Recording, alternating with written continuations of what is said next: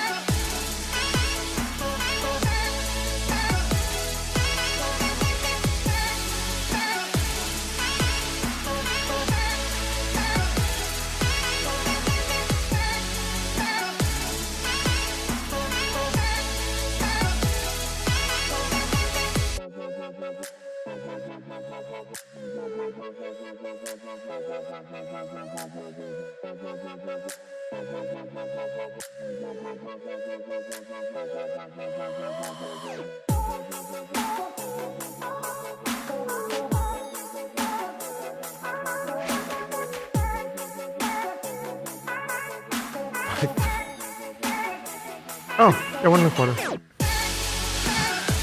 Welcome in, everybody. Oh my God, does that music not just bang your mind out, Paul? I just love that song. We picked that song months ago, and it just, I play it at the house. It gets me fired up. And if you're a patron, I'm betting you're doing the same thing. We've shared that song in a Patreon group. So if you want to grab it and just bump it like I do, it really gets me fired up. And we welcome you in. It's go time. We see all of you all over the world. I see all of our OG homies, the patrons from all over the world. We're astounded that people join us from New Zealand, the UK, Iraq.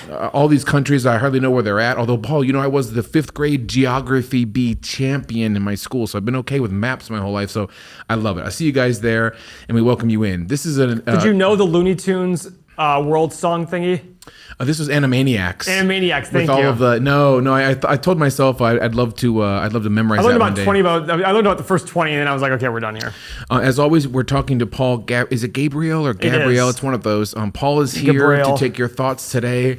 See Yarns from Israel saying hello. Dr. Dathy, I see you, Dr. Dathy. I love you, from Ireland, and we're also here with Mo. Now, Trader Mo. Let's enter a little soft moment here. Because Trader Mo's you're sad, Mo. And tell us about the markets and what's bringing you down, baby. There's nothing to do. There's literally, I was looking at my options and stuff today, and I came down and Seth was like, what's wrong? I'm like, I don't know. I'm just a little like. I told him he was down yesterday, and he was like, I'm not down. I'm like, I looked okay. and it was like I was looking at how much I'm going to generate this month prior to last month. Oh, it's nothing. I think it's down like 60%. I think I'm down 60% less. I think I'm 70% lower. I'm like, man, this sucks. Wow. That's part of the patience, though. Oh, it is. Of course it is. Well, Mo, I thought you were going to come in and say it literally felt like you were either sick, someone passed away, you broke up with your second girlfriend of the week. But alas, you're just sad about the markets, which is hilarious because, folks, if you saw, I guess that's the point, Mo, is like you have a good amount of money. I've seen your home. I see what you ride. He's buying my home. You're right. You're buying Paul's house. My God. But I mean, I guess money's not everything. It's really the thrill of the hunt, wouldn't you say? I mean, we talk about it all the time. Like, yeah, it's great to have money and everything, but at this point, I do have more than I need, and it's about like getting returns and being able to be active, and it's not so much just like building up the money anymore. It's building up the returns and whatnot. So you can't really do that now. And the other thing I look at is like, why are we down? I mean, the excuse that everybody's saying is because the bond yields and the interest rates and this and that. And I look at that saying, okay, well, that's short term that they're saying that.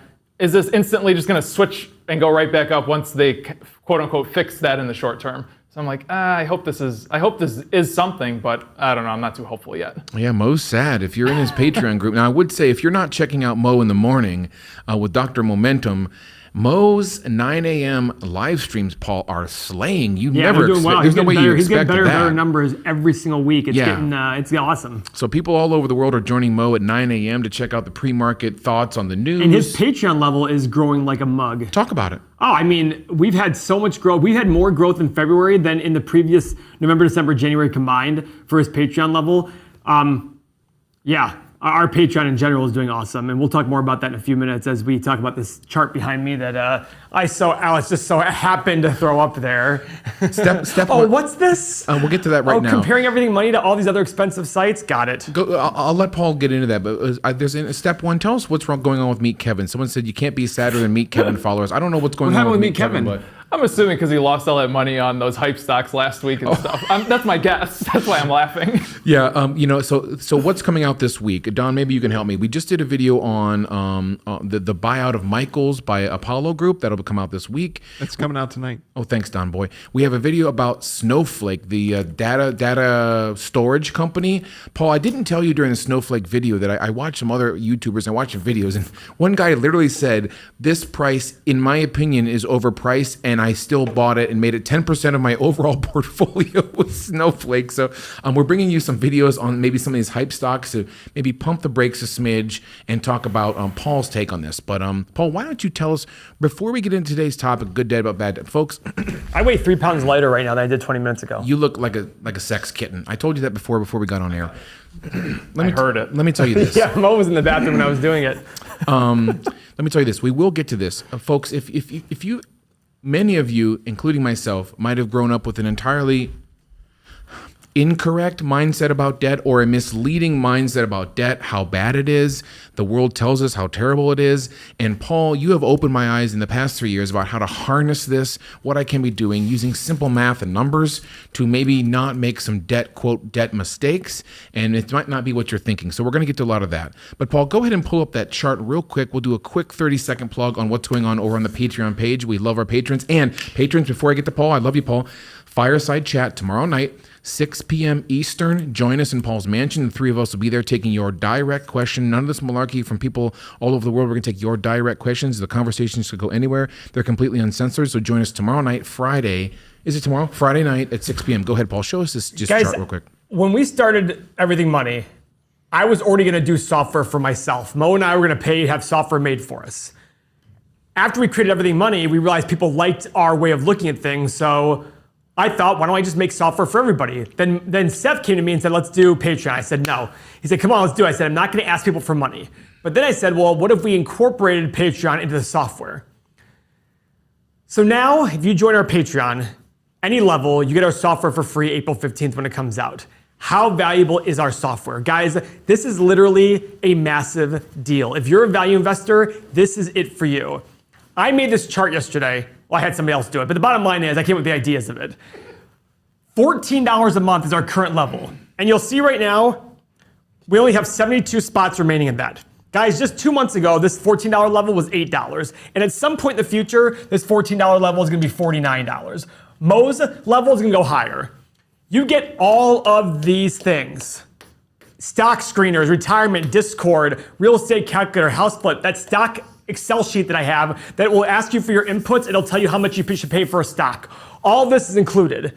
The other companies charge $199. Yahoo Finance is $35, and you don't even get everything here. I know this sounds like salesman-y, but guys, I'm not a salesman. It's actually a joke amongst my friends that when they hear me talk about this, they see the passion in it. Because I literally think to myself, why would you not join our Patreon, get the Discord, meet other people, talk about investments, and get the data all for part of your page for free as long as you're a Patreon member. And you get our software. The software is freaking incredible. It'll actually tell you the 8 pillars without you having to put any information, I had to calculate it at all. You'll sit here and get the 8 pillars on any stock you want in the US. And we're gonna go international at some point in the future. So even international people who go, well, I can't get international, you still get the Discord and you'll get international stocks sometime next year. Paul, you do look shredded today for a chess nerd. I mean, you look at that physique, Mo. You must be proud in the Mo's muscle group. I mean, he's working out. He's got his, you got your belly flap down. Paul, old photos of you do not like, and you were embarrassed. Now you're looking so fly. Well, I always tell people I only learn when I'm embarrassed or lose money, preferably both.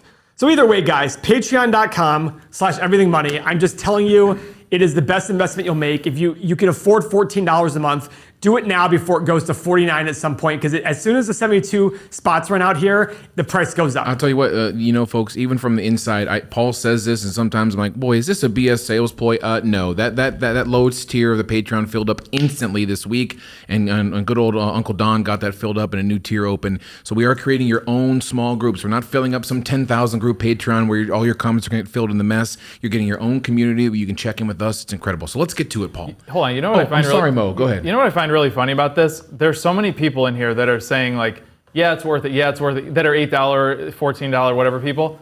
They don't have anything yet. All they have right now is the Discord, and they're saying that this is worth it. That's the incredible. Point. That's how worth it is. That the Discord alone makes it worth it. So you guys either don't way, even have anything yet. I'll do another shameless plug later, and if you think it's shameless, then whatever. But it's absolutely incredible. I made this software for me. This is the software that I'm going to use for myself. Mo is going to use the software for himself. It's not just this thing. Let us just give it to these people, and then we'll go do our own thing. This is going to be my software. This is my software now. I use it now all the time. So anyhow. All right, so we're gonna calm down. I see you all in there. I love you. So patrons, we'll see you tomorrow. We've gotten great feedback on our Tesla promo blooper reel that's in Patreon. If you haven't seen it, we put together a little Tesla promo. The promo, Don, will you give us one more update? When is the Tesla promo officially hitting the airwaves to go bonkers? Should be next Friday at the latest. Okay, so next Friday, and Paul, you're gonna have some direct questions about. Sorry, Don, will you get on? See some of this, hold on a second, folks. Don, when you see these comments coming in, just be careful. You see that one in different languages? Remember we got attacked before? Just focus on the I just did it. Great, thanks, guys. Anyway, so the Tesla promo come out. We are launching the full Tesla giveaway, the 2 Tesla giveaway, and being a patron gets you automatically in the giveaway. So sorry, Paul, I'm a little flustered.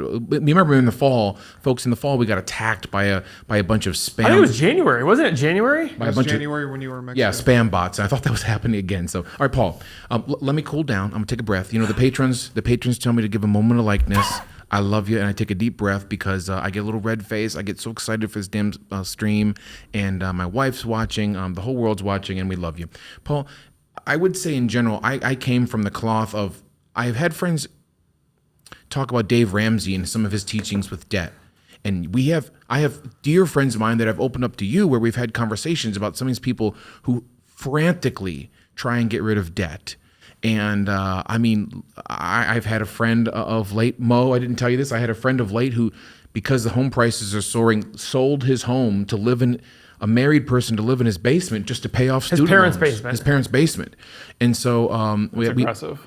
And we've had other friends. Is it impressive or aggressive? Aggressive. Very much so. We have other friends with large amounts of cash, Paul, that are just, frankly, just scared of even trying things like investing in the market. They'd rather keep it in a high interest bank CD of you put that in quotes because what's high interest right now? Yeah, well, I mean, they think it's high interest, right? It's 2.25%, not even. For a CD? Yeah, it was. Like, I think they're under 1. Yeah, under 1. That was the bank's term of high interest. So I went to go get a CD, and it was 0.4%. When? And pretty recent. Within the year. And if I signed up for a checking account, they would give me an extra 25 basis points. And I'm just like, man. Oh, how nice. In high school, I was getting 7%. Yeah, that's right. I remember this. Yeah, that's funny. So anyway, this is my whole point, guys, is Paul, I want you to start with your thoughts about debt, how it works, paying it off, good debt versus, we'll get into all this today. I used to criticize Dave Ramsey a lot, and I only do it in the sense of, he does have a valid, somebody made a valid point to me. Paul, Dave Ramsey isn't for people like you. Dave Ramsey is for people who get themselves in trouble with credit card debt and too much spending. The second they said that, I'm like, you know what? They're right. But at the same time, we take one statement. As Warren Buffett says, bubbles are created by a very rational comment, and then a very rational thought, and then it spirals out of control. We can all agree that Bitcoin is an asset. Right? And so is your house. You said Bitcoin's an asset? Well, it is an asset. It's a thing you can buy and it has value, and whether it's a good asset or not, that's my point. Okay. Can we agree that these are not the same type of asset? Thank you. Can we agree that Bitcoin, I'd rather own my house than Bitcoin in my opinion? The point is, I perceive these two assets differently. The same thing about debt, guys. Not all debt is bad. That's the issue I have. And I might be wrong. I haven't really watched Dave Ramsey, but what I hear from people is all debt is wrong. I remember once reading Robert Kiyosaki, and he said, you should never buy a car because it's a depreciating asset. You should never buy a car with a loan because it's a depreciating asset. No, that's not the reason you don't. What you do is you care about the interest rate being charged. Now, if credit cards are your main form of debt, where you're paying high interest, when I say high interest now, 6% or more, 5% or more, pay them off. I get that. But to say, I think a lot of Dave Ramsey people take it as I need to pay my house off as fast as possible. So this was my gist. I had a 30-year loan, and someone told me that if I refinance, first of all, if I make an extra payment a year, Paul, you automatically slash 7 years off of that. So I would go from 30 to a 23-year loan. And then if I can make even more payments, or I actually did refinance down to a 15-year, so I could pay more money today. This is your previous house, not the current one. Yeah, the previous house. So I could pay more money today to get that thing paid off. And because I could be financially free in 15 years, Paul. That's the financial freedom. No That's debt. the funny part. I don't think it's financial freedom. I think you're inhibiting your financial freedom. Because to me, financial freedom is I have the ability to now to do something else. I can do whatever I want. Now, you might sit there and think to yourself, well, Paul, if I have a mortgage 15 years from now versus not having a mortgage, I'm more free. Sure. But if I said to you, would you rather have $1 million in your bank account and a $250,000 mortgage? Or would you rather have no money in your bank account and zero mortgage? I'm not saying this is the numbers, but this is what I hear when you say I'd rather have a paid off mortgage. You'd rather have this be zero than have $1 million mortgage with $250,000. So why has the world trained us to get rid of that house so quickly and not just look at the numbers of taking that same amount of money and just putting it into the market? Because it's easier to sit there and tell people. The most common comment we get from people is, well, look how much interest you're paying on your house over 30 years. Okay. That's just a lack of understanding of numbers. And I'm going to go through the numbers right now to explain just your house, why you shouldn't pay it off early. And I want to sit there and use a direct example. Seth, would you be open to using your house as an example? Please do, sure. Okay. What did you buy your house for? $540. And I'll be honest. What did you put down on it? If our patrons or if our viewers want to judge you on that house, it was a monumental achievement in my life. It's a great house. To be able to work my butt off, not work any harder than anybody else, just work my butt off to make enough money to have the house of my dreams, which we're in, and so that's what I paid. So yeah, $540 for my house, Paul. What'd you put down? We put down 20%. So 140? What'd you put down? I'm sorry, I don't know. No, 100 my math is so bad today. Yeah, you were frazzled today. 120,000? No, more than that. I thought, yeah, 160. No, 120,000. Oh. Boy, my math is bad. No, you put 160 down. I'm sorry. It's 108,000, Paul. Yeah, 108,000. 108,000 down, yeah. So your mortgage is 432,000. Yep, that's absolutely correct. Okay. So Seth forewent $108,000 of his money to put towards his house. Now, not including taxes, what is your principal and interest on your house? So my house payment is $3,000 a month. Okay, what's your interest rate? It's like 4.5%, unfortunately. Yes, I haven't refinanced. Okay, that's a lot. Now again, folks, I'm in this weird situation where I have depreciating assets, Paul. You know this. So when I make a big number for my take home, I'm depreciating cameras and gear from 5 years ago. So my take home pay is not that much. So I have not been able to refinance it yet. And I've called some of our friends around here. And it's a 30-year mortgage, right? That's correct. So Seth's payment, taxes and insurance, no, just taxes, is, Seth, keep talking while I figure it out. Oh, yeah, sure. So make sure everyone is tickling the thumbs up. I see 170 of you watching. I know this shirt, I'm getting a lot of flack, Mo, for this shirt. I noticed. I'm sorry about the shirt. Yes, Easter is coming up, and my son was born on Easter. But if you could please just tickle that thumbs up. You know Paul's little pale skinned belly. He loves being tickled like the Pillsbury Doughboy. So please give him his little thumbs up. Go ahead, Paul. So Seth basically pays $2,200 a month in principal and interest. That makes sense. Okay. Now, what the analysis should be is saying if Seth paid cash for his house, which he had the money to pay cash, 30 years from now, how would it look compared to if he just went and invested the money and had the cash in the house paid off? So what I need to do here is, let's all remember these numbers right here. I got them. $432,000, $2,200 a month. Oh, you can't slide. I'm sorry. I can't slide. I should actually go to. I actually should do that though. Okay. Okay. So this is what we have right now. Hit the Right here. It's gonna take all that away. It's okay. Just write those No. two numbers down. Don't say. Okay. So the average house goes up 3% a year to the 30th power. Oh boy, here you go. I'm doing the math here, and I want everybody to understand this is basically inflation. So 3% a year for 30 years is times 540,000, $1.3 million. So in 30 years, Seth's house should be worth $1.3 million. Okay. So if he paid cash for his house, he would have $1.3 million sitting there as his house value in 30 years. But also, he's saving $2,200 a month, correct? Yeah. Are you following yourself? Yes, I'm trying to sit there and figure out how I bring this about. Showing this, how I bring this about. So if I hand them $432K right off the bat, Yes. I'm not handing them, say I had the money sitting in a bank. Yep. Now I'm not handing them $2,200. Correct. Keep going. Times $2,200 times 12 months a year times 30 years, whatever that is, Paul. Correct. So keep talking, Seth. So in essence, you stumped me. In essence, the realization in that you should have a low interest payment as opposed to taking all of your money and throwing it at your house is the major difference here. And we have dear friends who are still big fans of this. Correct. So, I'm sorry. Keep going, Seth. That's okay. I hear you. I can answer some questions here. A lot of people, might be, listen guys, I know this is not our normal shtick. We normally do 8 pillars on companies. Okay, I got it now. But this is very eye-opening if you can start grasping this, especially if you want to get into real estate moving forward. Paul has whole video seminars on utilizing and harnessing smart debt, and we'll be giving that to our patrons later this year. But the calculations are mind-boggling. Yes, they are. I'm sitting here just doing the calc 26.4. So what Seth is doing here is he's now saving $26,400 a year in mortgage payments. That sounds awesome. He can go invest in the market, and let's say after fees, because he's gonna pay somebody, he makes that. Doesn't matter what the fee is. Actually, let's do 10%. Let's Sure, just say he puts in 10% ETFs. standard. Yep. So 10% for 30 years, making that payment every single year, saving this payment would lead to $4.3 million. A lot.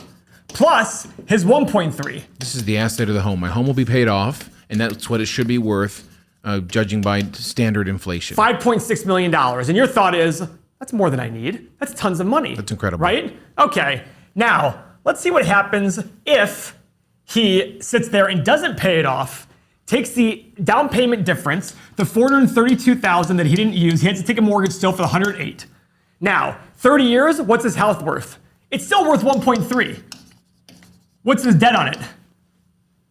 0, because you paid it off. That's right. Right? But now he has a bank account with $432,000 that he gets to invest for 30 years. And remember, in investing, the earlier and the more money you put in, the better. So this thing is going to grow 10% a year for 30 years. What's that number? I will tell you in 2 seconds. Good Lord. 1.1 to the 30th times 432 plus, that's 7.5 million plus his 1.3 million, $8.8 million. And on top of that, guys, his interest rate, his interest on his home mortgage is deductible. I'm not even including that here. So it's 8.8 versus 5.6. Which one would you rather have, Seth? It's astounding. That's the point, guys. This is a $3.2 million difference. This is almost 60% more money by taking the mortgage out. Taking the mortgage out. This sounded like a big number, right? You're like, oh my God, $5.6 million? That's good enough for me. Yeah, it sounds good enough for me. Now, somebody's gonna sit there and say, and I always say this, financially, it is not a good idea to pay your house off quickly.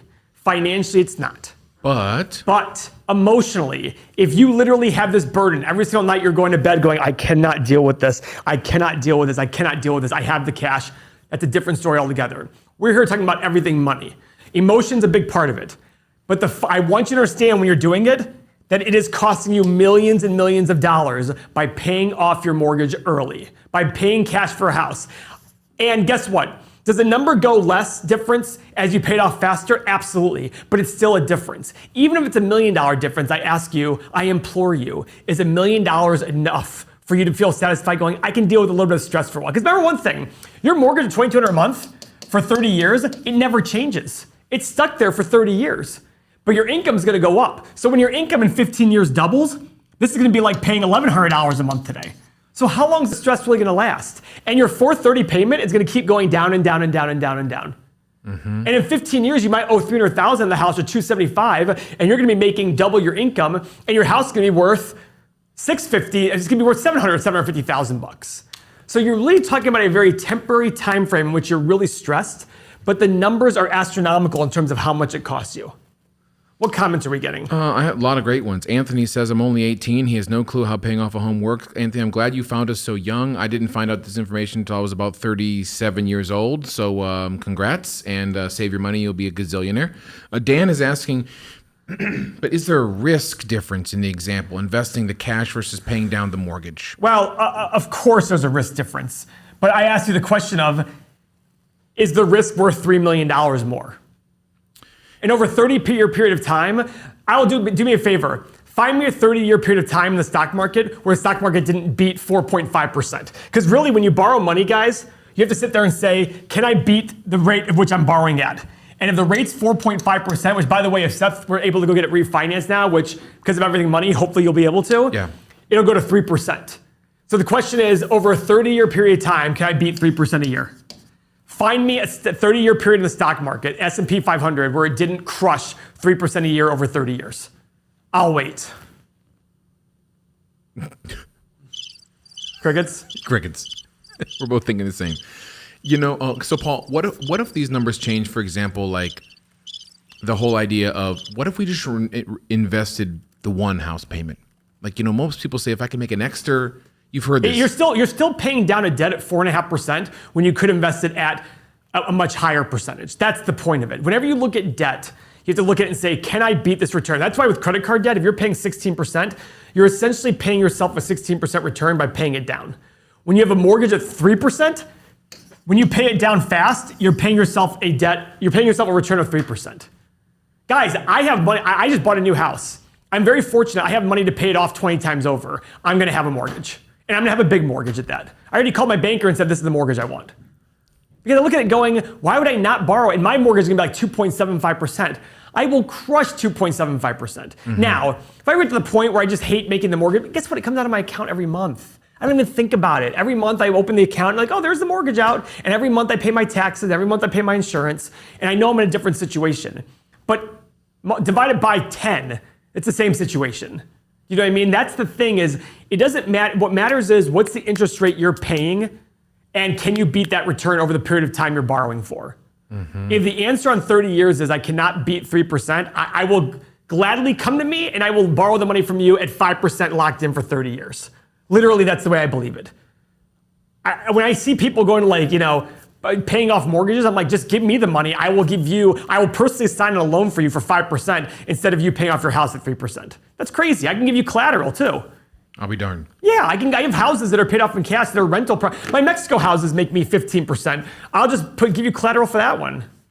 One of our OG day one homies, Patreon homies said, can you bring up ideas, Paul? You also have ideas about getting, in these crazy times, about getting laid off, losing a job. How much emergency savings can you have? How much money should you allocate?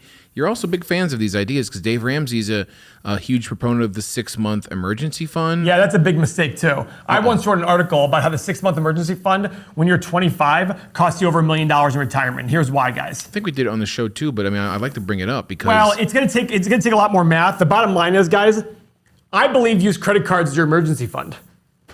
Use your credit cards as your emergency fund because your emergency is gonna be very limited. Secondly, max out your 401k as fast as possible because you know why? If you ever hit that emergency, your 401k is untouchable by creditors if you have to declare bankruptcy. People don't realize this. Your Roth IRAs, all of these things are untouchable by creditors in a bankruptcy. So max those out, get a credit card as your emergency fund. Never use it. Maybe use it just for utility bills to pay it and keep it active. That's your emergency fund. You know what else you have? You have a thing called family. Take your pride out of it. If you ever are in dire straits, go to family and ask for help. Go to your mom and dad and say, Mom, Dad, can I borrow money from you? If that's not the case, fine. If it helps you sleep at night having a 6-month emergency fund, great. You just cost yourself another $1 million. So between a 6-month emergency fund and paying cash for your house, you just cost yourself if you're Seth, you just cost yourself $4.3 million. Sick! And in retirement, $4.3 million all day long is $160,000 a year doing nothing. $160,000 a year. Of return? Yeah, I'm just getting a dividends. Oh, my lunch is here. Thank God, I'm starving. People are saying they're loving this. They're digging this. Put it on the table there, Melissa. People say they're digging this and this idea. I would say, yeah, my interest rate currently is obscene. And as much as I am on the show and talk about my investments, Paul, I save a lot in that my bottom line is I can't refinance anytime soon, actually. I have to get, my business was crushed last year, photography wise, and so I have to get up to speed on my mortgage, but your income from this is really increasing. Yeah, but I didn't get any small business loans or anything of that nature. So a lot of my friends are involved in that as well. Which yeah, so okay, so yeah, Paul, that's a great thought process. I mean, you're going to eat on the show. 100%. I know Seth doesn't like that, but I'm going to endorse our next endorsement. It's Wendy's. Oh my gosh. Wendy's, folks. This is great. Let me, Jesus, Paul. Welcome to the show, everybody. Thank you for joining us. If you're a patron, you know this is pretty standard ops. But Paul has been whining like a baby about being hungry for an hour, so here he is. By the way, I saw the video, the blooper video for the Tesla giveaway. You called me a crybaby. I prefer Diva. Diva. I should call it a Diva. That's probably true, right, Don? Yeah. Sorry about that. Okay, fair enough. Let's see. So if the mortgage, Jacob said, what if mortgage rates jump to 10%? Well, again, you lock in your 4% or 3% rate, that's going to stay there forever. As long as you lock in a 30-year rate, you're locked in. If rates go to 10%, you're still at 3. You're going to feel very good. Now, if your mortgage is 10% and the long-term returns on the stock market are 10%, different story. But at that point, I bet you stocks would be so far down that the long-term return potential is probably pretty bad. I would assume you're against any adjustable rate loans. Oh, no, I'm not. If you have, guys, my loan is interest only. I only take interest only loans. I never pay $1 down of my house mortgage. Not $1. I sit there and go, why should I? I have plenty of money. Why should I pay down a debt and give myself this terrible return? Just keep it. I do only interest only loans for myself personally. Again, not everything is the same. If you're a person who doesn't have a lot of money, needs to pay down, it's a forced savings plan when you pay down your debt. It's a forced savings plan. Great. Me personally, I take interest only. People are not agreeing with you with the emergency fund. The funny part about that, folks, if you're not agreeing is, I think we just went through one of the world's most catastrophic pandemics of shutdowns and businesses, and I'd be eager to hear your thoughts on how you got through it. Some businesses flourish. Some people definitely lost their jobs. I think Raul's, not a lot of people know that money you put into a 401k or Roth IRA, you can take out the money you put in. You can borrow against it too. And so it's there. You can borrow against it instead of taking the penalty. So I'd be eager to hear if you don't agree with Paul about the emergency fund. Go ahead and put some comments in there. And great question by Dads with Purpose. Ask that question. I don't see it. Go ahead, Paul. When refinancing, is it worth buying the points back to lower your interest rate? Great question. If 1% buy down on a $400,000 mortgage saves you 0.5%, I'm gonna sit there and go, I'm gonna pay $4,000 to save $2,000 per year. Would you do that? Where today can you pay $4,000 to save $2,000 a year? Exactly. Well worth it. If paying down 1% gets you 0.1% down, you're gonna save $400 a year. Maybe. I don't know. It's all a calculation for me.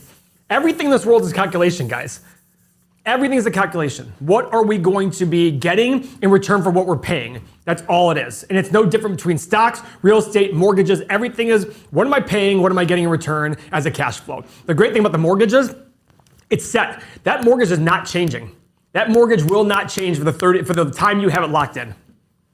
Yeah, I think, some people are, I guess the idea is if you have a 6-month emergency fund, call it $10,000 or $20,000, you can put it into a Fidelity account within a day, invest it, get a good return on it over the next few months till you need it, then take all of the money you put in, literally in one day, and put it back in your bank. Am I wrong, Paul, in saying that?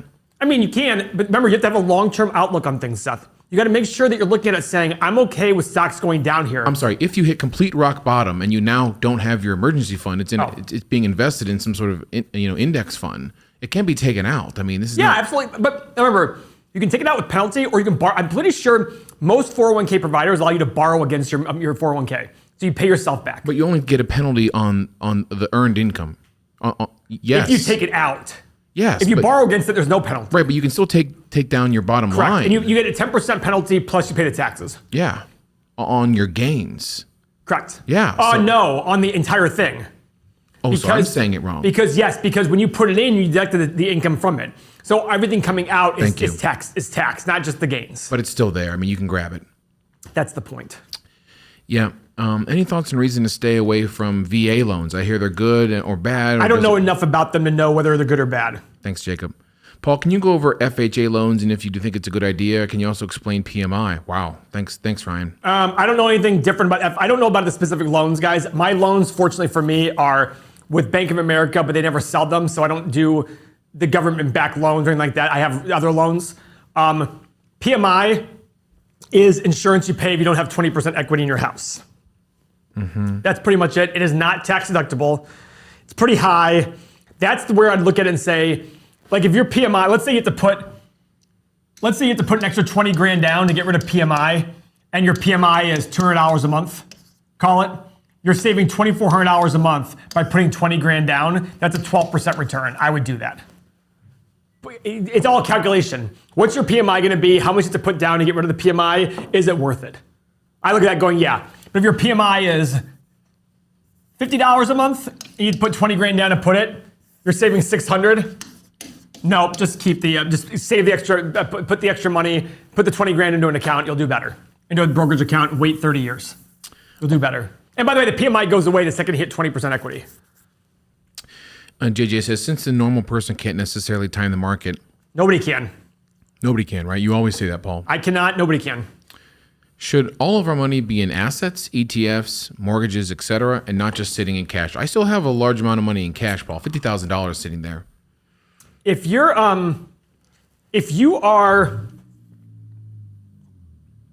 saving for retirement and you're young, I'm a big believer in a very, very, very high percentage of money in equities. How much? People disagree with me when I say this. What do you think I'm going to say? 95%? 100%. I'm sorry? 100%. Excuse me, baking powder? Excuse me?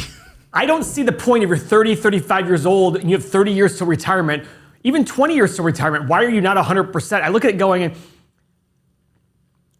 I think it's just people hedging their bet, financial, but this is my personal opinion. You're looking at going, what are you holding the cash for? What's the cash waiting there for? I have a lot of cash in my personal checking account, but I also have 10 businesses upstairs, a lot of real estate, all these things going. I have plenty of investments. I don't need to have more money invested for me. Now, somebody might argue, well, then why do you have a house? Why do you have a mortgage in your house? Well, it's also an expensive home, so that's why. But I look at it saying, why have cash laying around? Do I have enough to pay bills, a couple months worth of bills, but I still believe that enjoy life still. If you're maxing out your 401k, your IRAs, and you're saving, you have plenty for saving, you're doing a good job saving. When I say good job saving, 20% or more, then enjoy life a little bit. Enjoy it. Have fun. I don't see the point of, listen, if all you do is save, and you're waiting until 65 or 70 to have the money, you're not going to enjoy life along the way. Now, you might be somebody who wants to save a ton because you want to retire in 10 years. More power, and you're going to be 45. More power to you. But I think there's a healthy balance of enjoying life and doing that thing. But when you're 22, leaving college, and you're just joining a job, max the F out of that 401k. Literally 19.5. I don't care if your company doesn't match the full thing. People always sit there and say, well, my company matches up to 10%, so I put 10% in. Why? Yeah. Do the full 19.5. Do what you can. Do everything you can, because that's crazy not to. You know, Paul, I did the numbers last night. You and I have talked about the amount of money I have right now around my wife and I, $400,000. If we didn't add to it over the next 25 years, we'd have around $4.5 million. Yep. But if we can simply put that 19.5 for me, and when my wife does the marketing for everything money, we'll put 19.5 in for her. We're not hiring wives anymore. That Sorry, Bethy.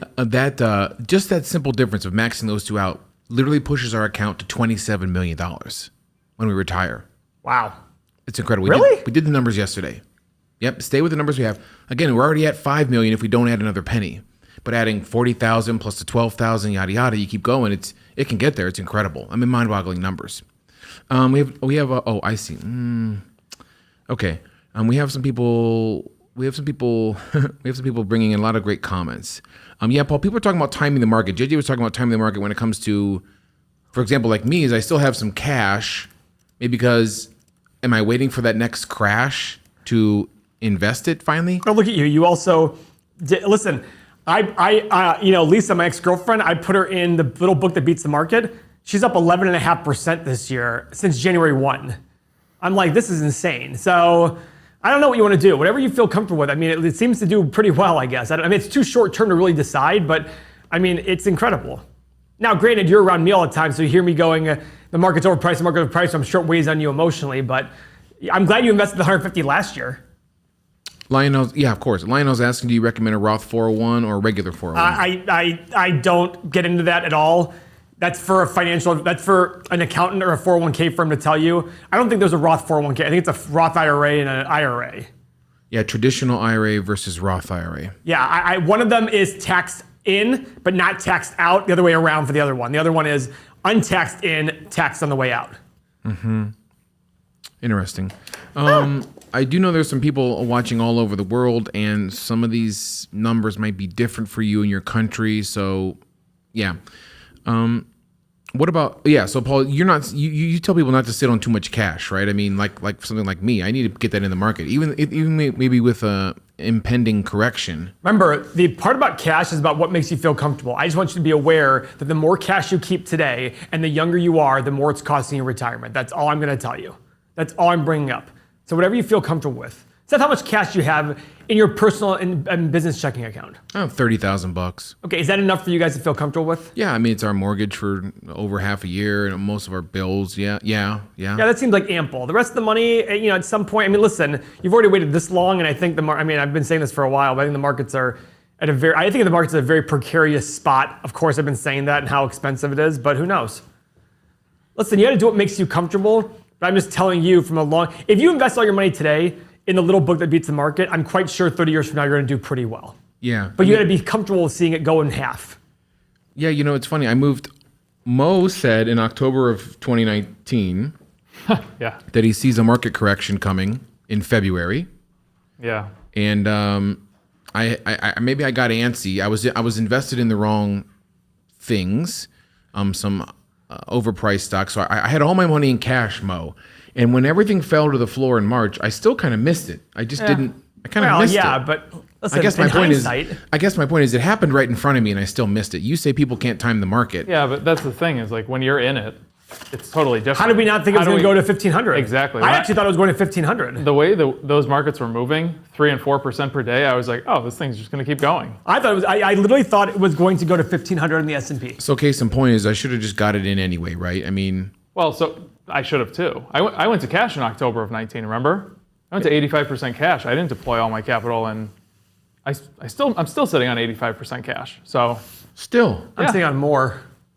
Well, wait. Why is that, Paul? Because I can afford to be wrong. Yeah, same. And I think that even where it went to in October, or I'm sorry, in March, I still don't think it was low enough. I agree with Paul. It needs to be lower. Yeah. I'll start buying aggressively in the market sub 2,000 because I think there'll be a lot of good buys out there. And people sit there and go, that's half from them. Yeah, I know. Sorry. That's what I think. Doesn't mean you should be, if you have a lot of cash today, split it up into payments over the next 2 years and just little by little put it in the market. Putting it in there. Dollar cost average on the way. If you have like 100 grand lying around, do $4,000 a month for the next 2 years. Just put it in like clockwork for the next 2 years and you'll dollar cost average in at some point. Zubin saying my life's a failure. I have too much sitting in cash. I don't think that's... That is not true at all. I'm just telling you there is a financial cost, and that's what I sit there and say about Mo. That's what I sit there and say about Dave Ramsey. He's not telling you the financial cost of those decisions. He's playing to your emotion. I'm not trying to play to your emotions, Zubin. You are not a failure. You are doing better than most people are doing that didn't even have that much cash lying around. Most people just spend everything. right? But you're not. It's just, how old are you, Zubin?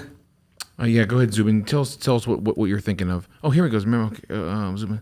What is Carlos is hilarious, Carlos. So he's just saying, what if I have $200 laying around? You know what?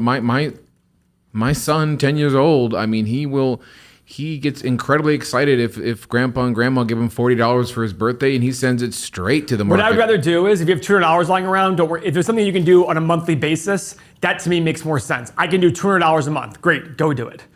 Go do $200 a month. I can do $500 a month. Great, go do it. Don't just, if you have a large sum of money, like $20,000, go put it in investment. But if I try to figure a monthly payment out, that way you get in the habit of, I'm always having this. And all these brokerage houses will automatically suck the money out for you. They'll just pull the money out for you. Chris says, what's better to invest in straight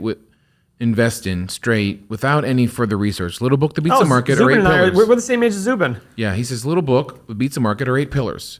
A little book that beats the market.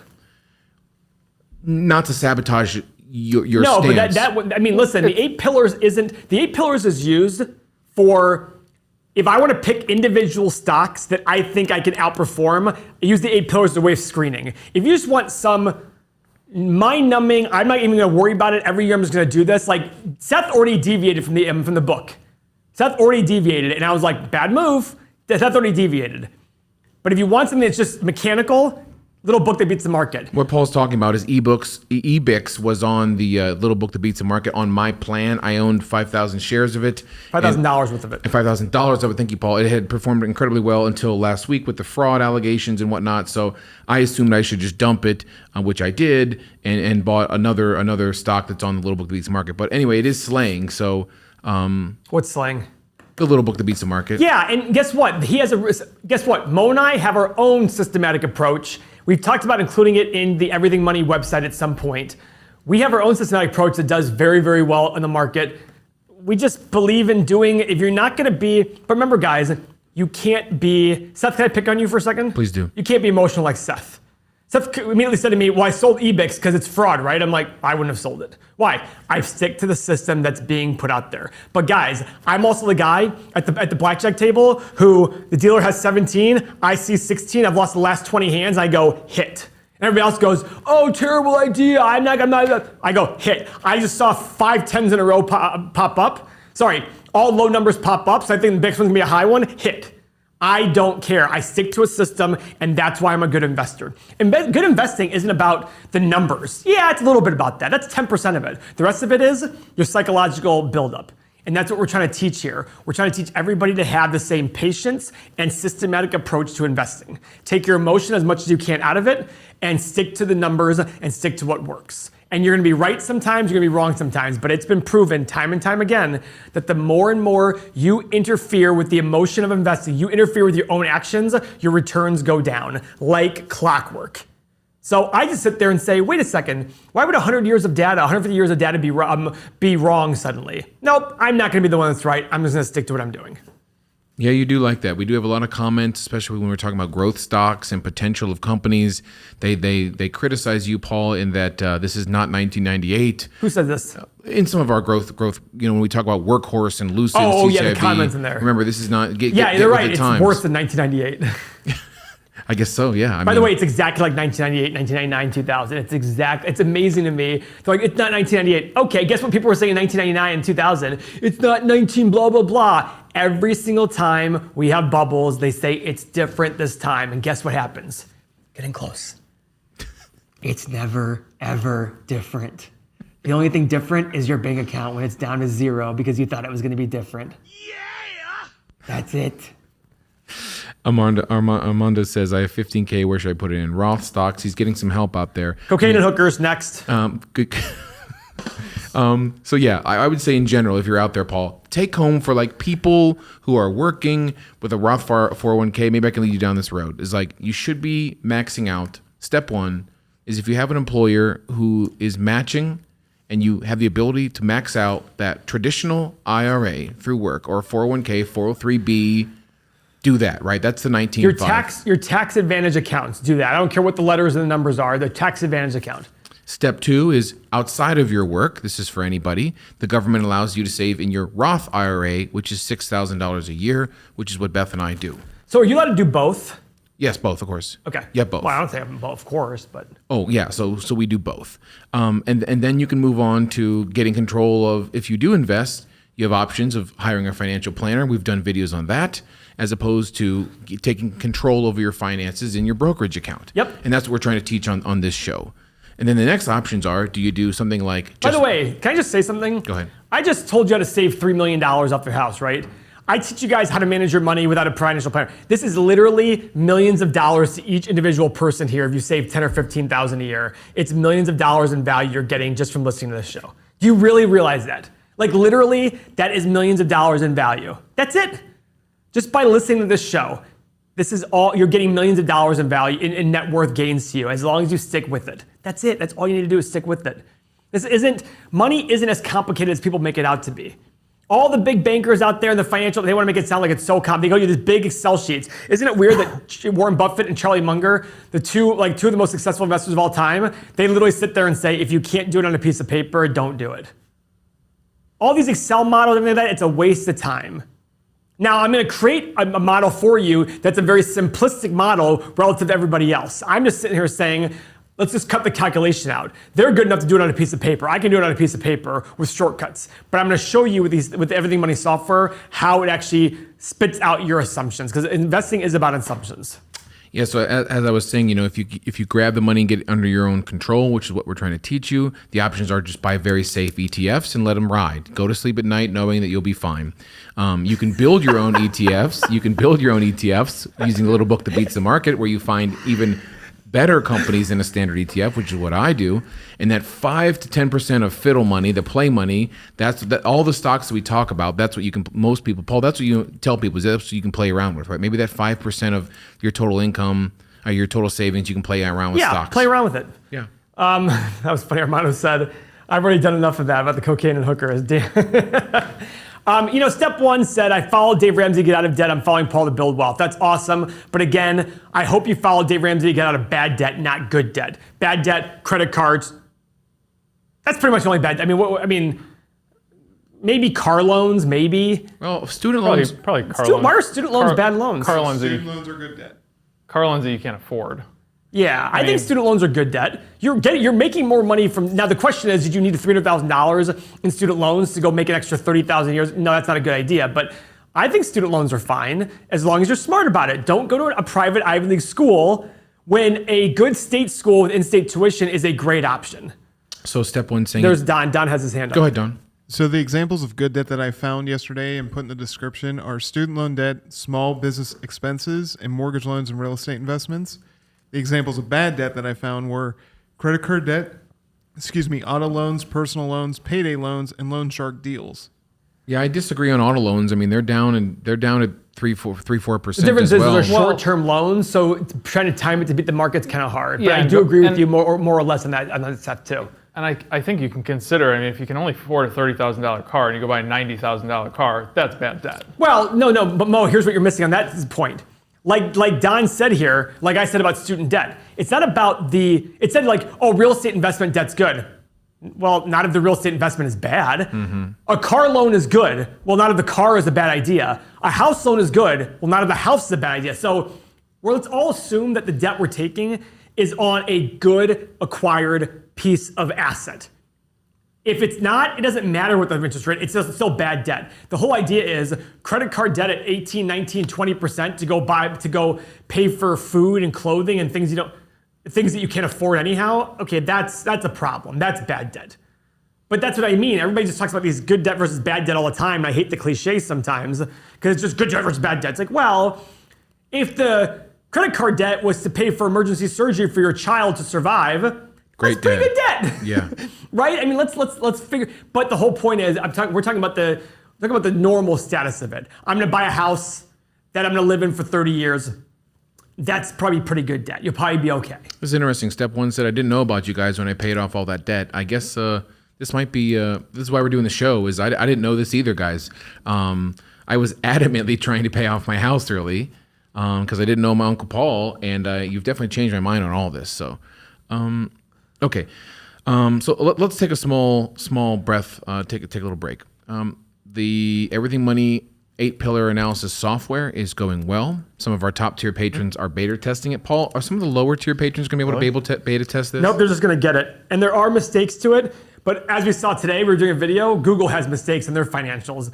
Yep. Seth told me, hey, this company has a 40 PE. I'm like, no, it doesn't. It has 11. He goes, oh, Google says 40. Error. There will always be errors in our financial, in our website.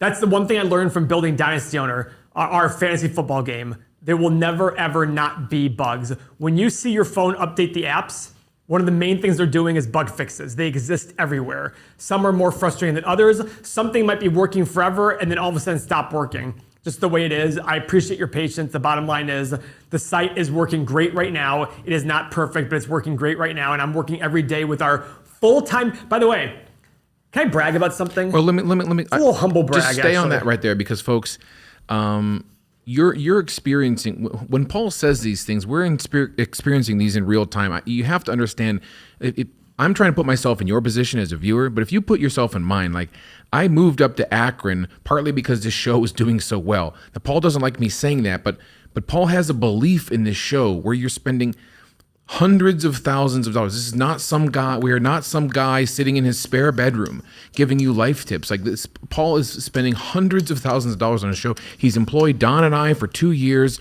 Mo is in on this. I mean, this is a huge undertaking. This is my new budget per month for Everything Money. Come on. Yeah.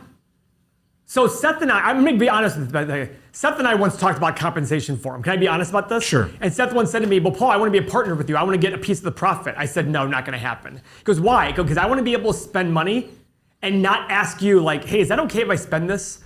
Keep in mind, 3 months ago, this is how much I spent per month on the website, on this business.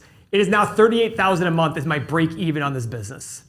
Because I've hired a developer. Tim's helping out more. I'm paying him. And at the end of the year, he's going to be full-time. I give cuts to everybody here. Mo's on now, and he gets paid.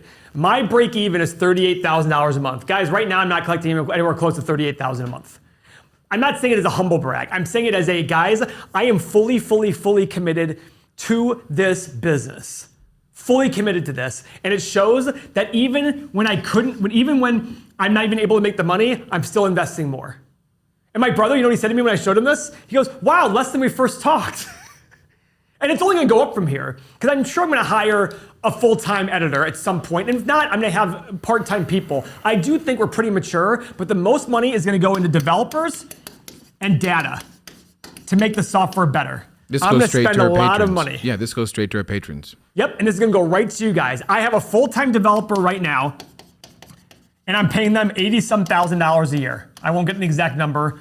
And I'm going to bring another one on at some point. I could see this business having 4 or 5 developers at some point in the future. And the data is huge. And by the way, can I make another comment? This doesn't include the Teslas we're buying. Yeah, so This doesn't even include the Teslas. in comparison, folks, you know, I don't know who came up with the Tesla giveaway, but we started to.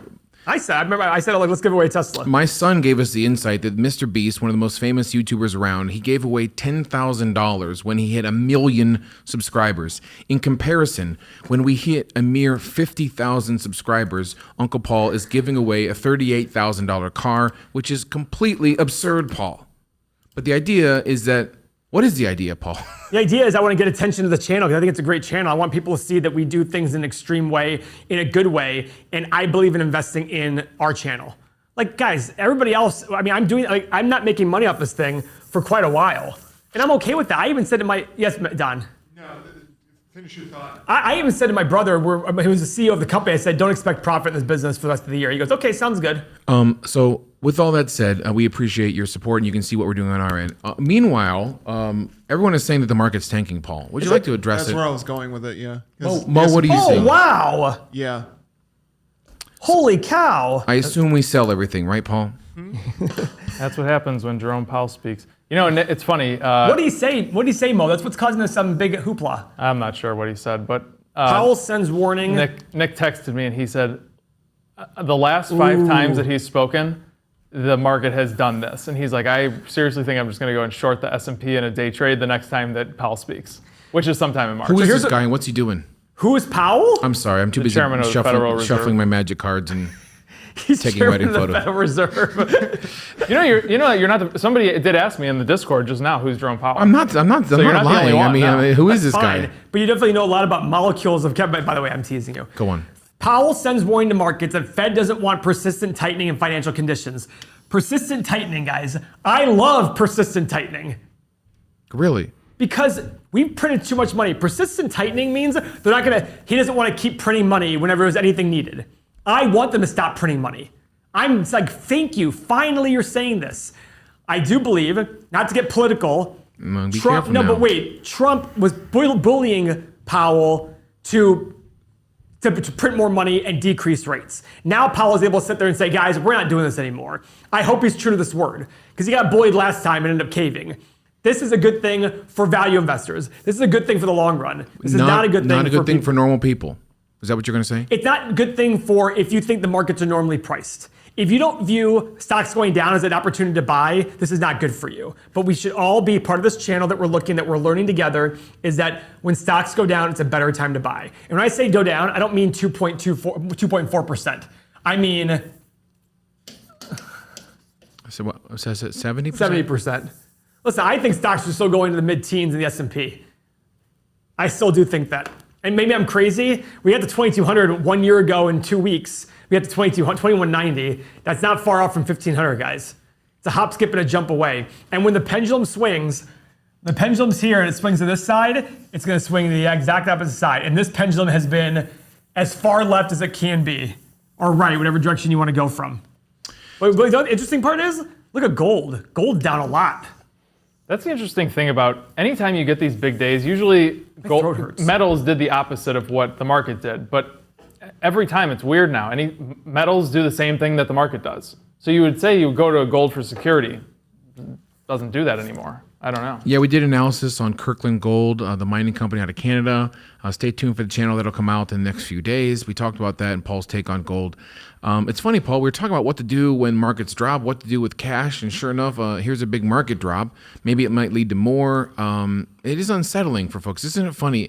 You laugh because the market has just been exploding for 6 straight years of monumental proportion. 11 years. 11 years.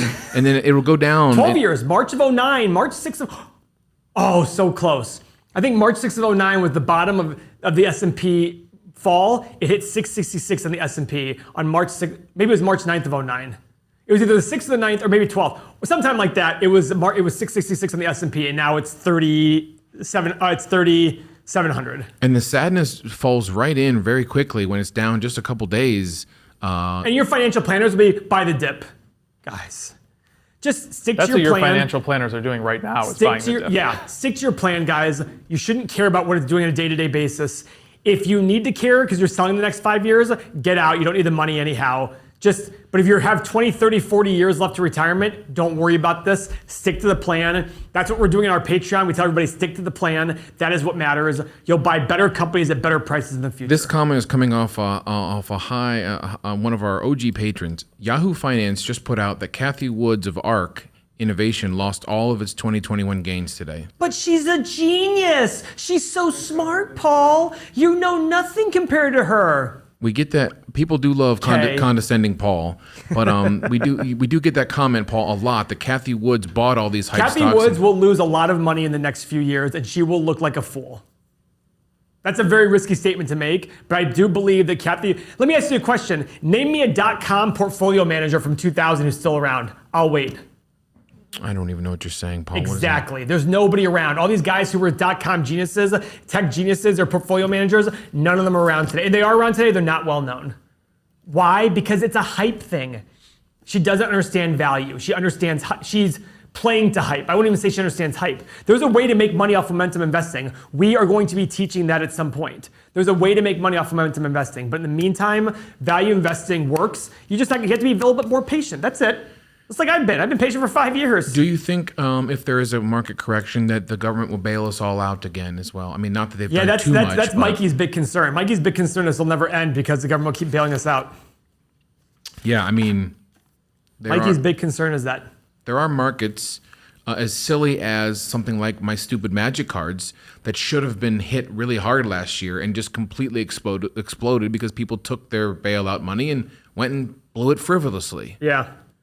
And so how much more money can the government hand out? According to them, Unlimited. it's unlimited. Yeah, I mean, they can hand out unlimited. The question is, what's the repercussion? It's going to be massive inflation and problems down the road. That's it. You got to be okay with that. and I do tend to listen to Mikey.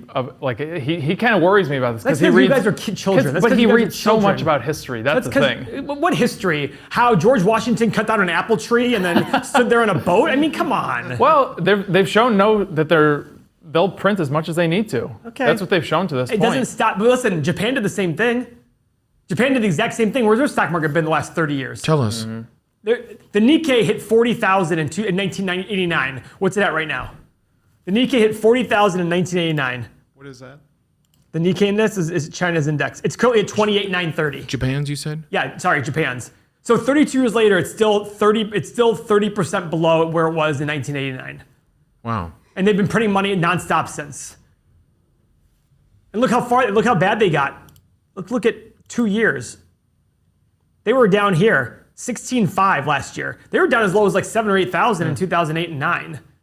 Like guys, at some point the blank hits the fan. That's it. You just gotta be patient. And I know it's hard to be patient. So if you don't wanna be patient, if you wanna always be invested, do the ETFs, do the little book that beats the market, join our Patreon, learn along the way. I guarantee you will do very well. Longshot saying it wasn't 40K for the Nikkei. What was it?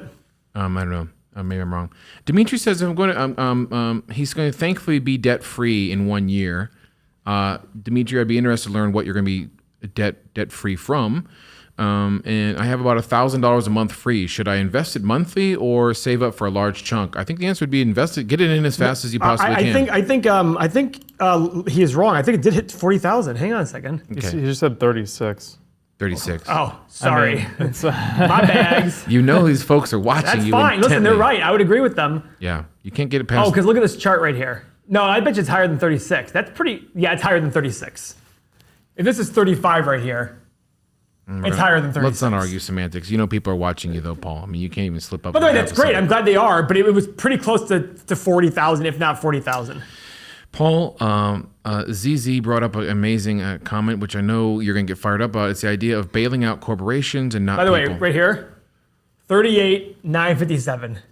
Okay, so not 40. That's closer to 40 than 36. I know, but Suck it. Dave's going to argue with you. You know him. You know him. Okay. So, yeah, Paul, what about bailouts now? We're coming. Oh, I into- hate bailouts. I hate corporate. I hate personal. I hate all bailouts completely. Let people fail. It's how we get better as a country. It's how companies get better. It's how people get better. I don't like bailouts. It's so funny.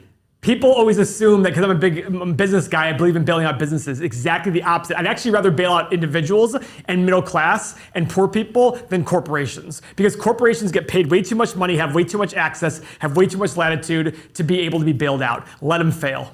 Unfortunately, you sit there and say, well, Paul, that hurts the middle class who work for them. Bail them out then. Let the company fail and give them checks. Don't give it to the company. Corporations have to learn their lessons by failing. Bail out the employees. Say, guys, this company's going under, but the government's going to pay you, even though I don't like that either, but the government's going to pay your salaries for 6 months while you guys find new work. Fine by me. I'd rather have that than bailing out the company. I can't stand bailing out companies. Drives me nuts. Let them fail. Let them fail. Bail out the employees. But if a company does well, don't complain that the CEO and the founders make a lot of money. Don't complain. Do not complain. They're doing their job. But I'm okay with bailing out individuals. I'd rather have bailout of individuals than bailout of companies. That's what I'll say. The bearded. I'm talking about the other. I'm talking about. What about ego? Long shot. I have no idea. Oh no. they say when you take off your glasses, you get very serious, Paul. You do. I don't take out my glasses very much. I know that's what it means. It really means something. So, okay. All right, guys. What do you think, Paul? What do I think about what? It's after 2:00. Yeah, but we have to. What do you mean it's after 2 o'clock? You're done already? Oh no, I'm asking you. You No, said your absolutely throat not. hurts. This is a great episode. Oh, okay. Oh, great, guys. I love it. Fubo's taking a nosedive. Say that again. Guys, we have had many signups in the last 30 minutes, 40 minutes. Please sign up for Patreon. Do we need to do that again? Go ahead, Seth. That $14 lowest level, how is that almost filling up as well? It's going to be full by, I would guess, by tomorrow or Saturday.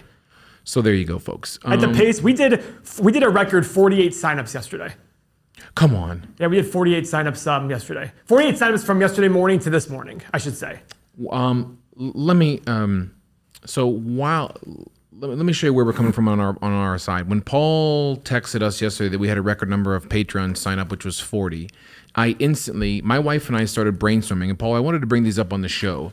In that, folks, our plans for the future are solely based on how to please our patrons and bring you more content that's just straight up included. So if you're getting that, whatever level you're in, and when we say it won't change, we have no control over Patreon itself changing fees. But in general, if you're in at $14, it's not going to go to $40, $50. It's going to stay right somewhere in that range for a very long time. You do get access to the website as long as you're a patron. But by the way, there's more than that. If we ever create a series that we sell for like $59, you get that for free. If we ever have a live event like in Vegas or Dallas or Atlanta, you'll get a discount to that event. A $1,000 ticket might be $700, $800, $500, depending on your level. This is a Patreon-focused group. We will increase, because our costs are going to go up over time. We're going to increase every level a little bit at a time. But the point is, when you're at the $14 level, you are not, if at one point in the future 49 is the smallest level, you're not going to go up to 49. You might go to $15 or $16 as increases in costs occur. So some ideas I had, Paul, is we're going to make for the patrons very simple. The starting process, beginner process of covered calls, how to move into options. Paul, I laid it all out. My wife and I developed a whole series just yesterday about the ins and outs of going from a normal investor into getting into options and covered calls, which is my journey right now. We have other people that want to maybe, Paul, want to be sort of guinea pigs in this process. So we're going to Paul is going to do a straight up covered call video series just for our patrons, which we'll have here in the next couple months. Another one on puts. We're talking about a summer series for kids. I'm talking about doing a real estate one here shortly. That was a very popular request. Thanks for responding to my email yesterday, by the way, Seth. You sent an email to me? What about? I did, about the real estate. I'm sorry. Yeah, there were no question marks in the email. So you just said we're doing this. So did I? Yes. So double check. No, did I really? You said we're doing this. Let's do this. So anyway, yeah, we have a lot of content so my point is, when we hear patrons are filling up, we just come. My job is work with Don and come up with more content for you guys. What more things can we bring you? Go on other YouTube pages, look at their patrons. It is laughable what you're getting. Some of them for $100 gives you a Zoom chat once a month. And so you're getting so much out of it, and we could just keep talking all day. I did say let's do this. There you go, Paul. There you go. I hope you didn't take it as like we're doing. I didn't mean it like that, but I understand why you thought that. I had to say it out loud when you I literally said your words out loud from your email, like let's do this, as opposed to let's do this. You know what I mean? So yeah, I love you. I love you. Okay. Can you tell us more about the real estate part of the app? Yeah. So what we're gonna do is, 100% I am, Matt. I got to pull up the email, make sure.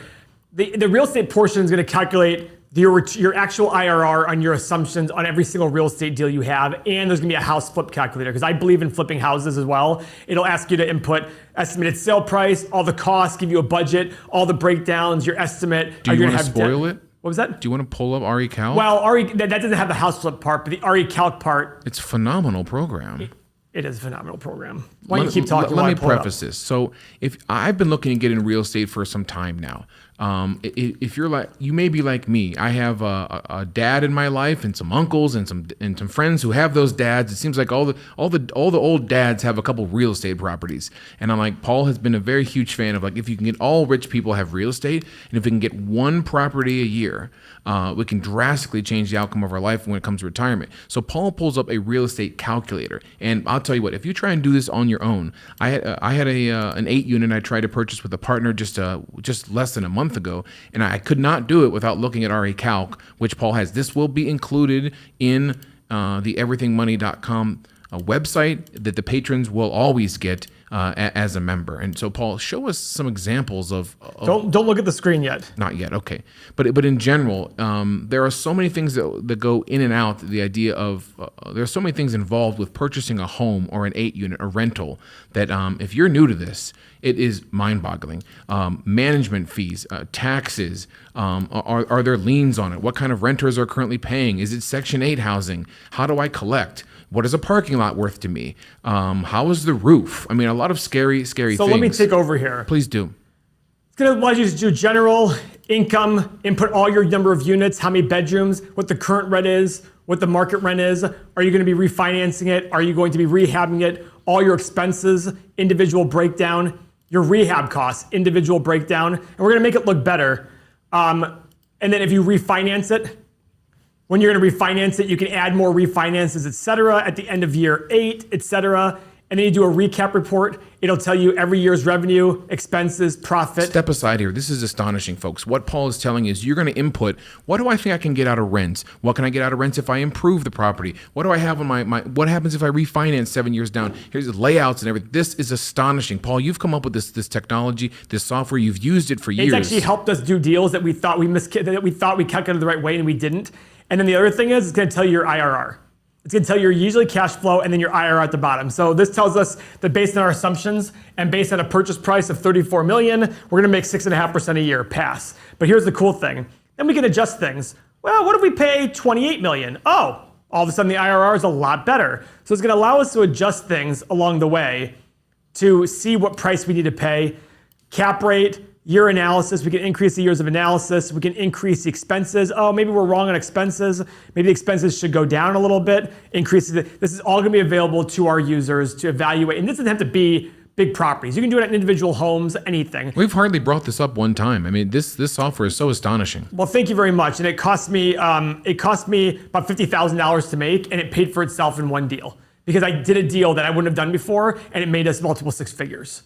So that's why I look at this thing saying, guys, when you go buy a piece of real estate for 100 grand, you might sit there and think to yourself like, oh, but you're going to save yourself tens of thousands of dollars in your lifetime by doing the deal with the numbers, as opposed to just having somebody say, well, if you pay 4 or 5 times this, you'll be fine. No, find out exactly what you're going to make based on your assumptions and decide if you want to do it or not. That's it. It's very simple. I love it. I create software to make my life easier. The benefit for you guys is when you're a Patreon, you then get to use the software I use to make my life easier to make your life easier. We literally use this software on a daily basis for evaluating real estate deals, and we will never stop. And everybody else is going to have Excel sheets with 30 tabs. It's all useless. It's there to make them feel like, well, we put it in the Excel sheet and it said it was going to work and it didn't work. Ours is just a way of seeing where do we stand on our assumptions. Man, that's astounding. Yeah, you do use this stuff. We haven't actually brought that up once. We've ever shown the real estate calculator. We will be doing a video series. Paul will walk through. If you look at our past episodes, we've walked through real estate properties, the ins and outs, and used real estate calc. But we'll do that even more moving forward. And of course, if the housing market crashes, Paul, you will certainly be an enormous buyer, I assume. Oh, like in 2009 when I bought everything I could see. Oh, the market's rebounding. It's only down 2% right now. Just like that, my son will be pleased. Oh wow, Buzz is down. Oh yeah, it's been down since right when the market opened this morning. Mo, talk about what you're doing. I see a lot of new folks commenting, and I love you. Mo, talk about what you're doing in the morning, real quick. We have a lot of. Would you, Seth?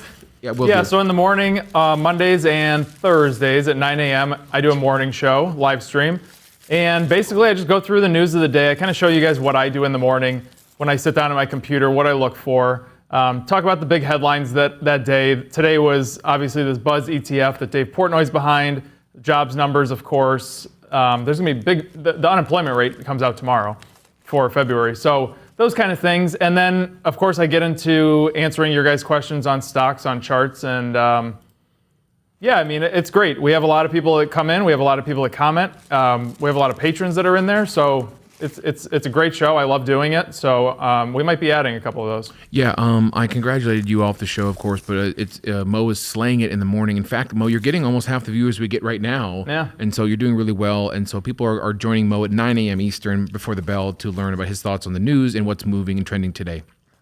Don, do you see anything I'm missing? I'll make a comment. Go ahead, Paul. Here's how beneficial Mo's been. There are literally many people in his chat who talk about how they make so much money, thousands of dollars a month because of him. Secondly, Mo's muscle group used to be $49. It's now it was $25. Now it's $49. We have way more sales at $49 than we did at $25 because of how valuable he's been for it. It's been awesome. I didn't realize Kathy Wood was behind the Portnoy Buzz ETF. I didn't know that. It just says it. It says it here on Market Where does Watch. it say that? I read an article last night about it, and I didn't see her name mentioned one time. It said Buzz. Can somebody confirm this? Is Kathy Woods involved That with would be the Buzz news ETF? to me. Yeah, that would be news to me. I don't think we'll look at any 8 pillars today unless you want to do one, Paul. No, I don't think. I mean, it's up to everybody, but I mean, it's an amazing market, guys. I mean, literally, these are amazing times. And things don't go. This is why in March of last year, I had a big short in the S&P.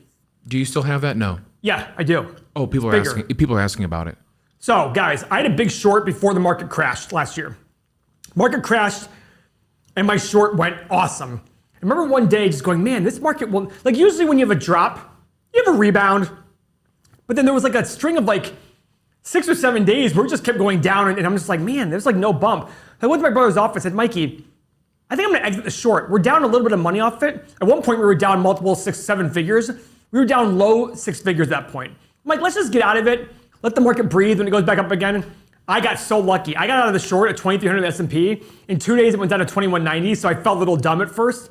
And then it ripped all the way up to 3,900. So along the way, I've been adding, I started reopened the short and started adding to it. My basis right now is 3,050 on the S&P, so I have a long way to go here to be back in the money, and I'm back down to more. But I saved myself multiple 7 figures by getting out when I did. I got super lucky trade. It's not some humble brag. It was complete luck.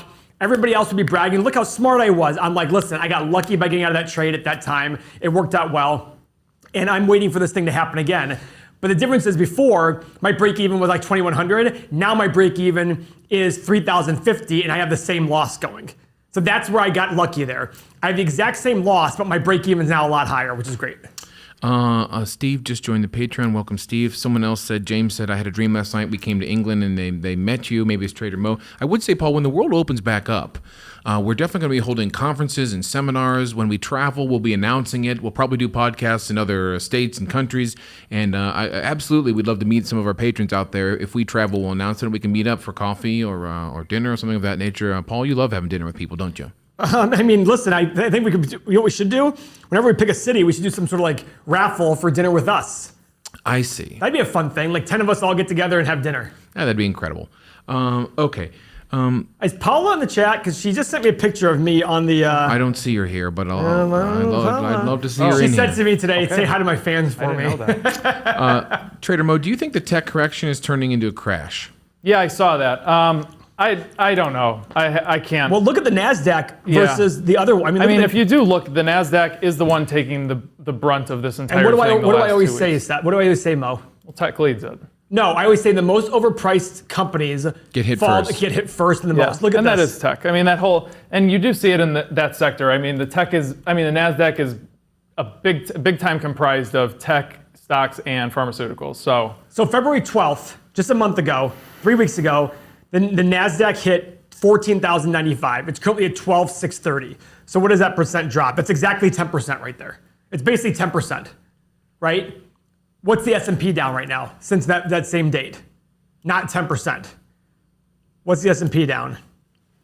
So let's go 3 months. Let's go 1 month.